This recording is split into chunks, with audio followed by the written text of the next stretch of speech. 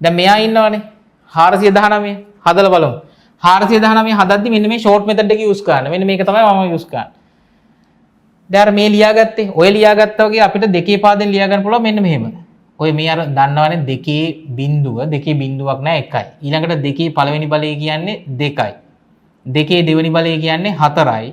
දෙකේ තුන්වෙනි බලය කියන්නේ 8යි. ඒක තමයි මේ ලියන් යන්නේ. හරිද? දෙකකින් වැඩි වෙලා යන්නේ. 16 32 64 128 ඔහොම ලියාගත්තා. අපිට හදන්න තියෙන්නේ කීයද? 491 10න් එක හදන්න තියෙන්නේ. 400 නේ තියෙන්නේ. තව අපිට යන්න පුළුවන්. 198 256 512 තියෙන ගාන අභිබවා මේ ගුණාකාර ටික ලියා ගන්න. එතකොට මේ ලියන ටිකේ 491ට අඩුවෙන් තියෙන අංකය මොකද්ද? 512 ගන්න බෑ. 256ට උඩින් එක දාගත්තා. ඒ කියන්නේ මෙතනින් 256ක් එහෙම්ම අඩු වෙනවා. තව දාන්න පුළුවන් නේ.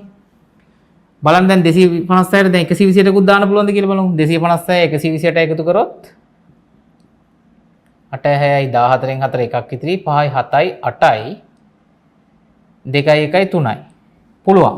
384ක් වෙනවා. තව පුළුවන් නේ 491කට තව දික් තියෙනවනේ. ඊට පස්සේ දැන් 64කුත් දාලා බලමු. මේකේ 64ක් දැම්මොත් 8යි 8යි 6යි 14න් 4 එකක් ඉතුරු වෙනවා 448යි. 448කටම ගෙනාවා. ඒ කියන්නේ 64කුත් දැම්මම. තව මේකට 32කුත් දැම්මොත් 480යි. 480කට ආවා. ඒ කියන්නේ 32ක් දැම්මට පස්සේ. තව මදි.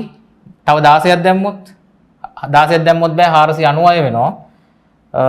8ක් දැම්මොත් 488යි 88යි 2යි 1යි දැම්මම 90යි. 91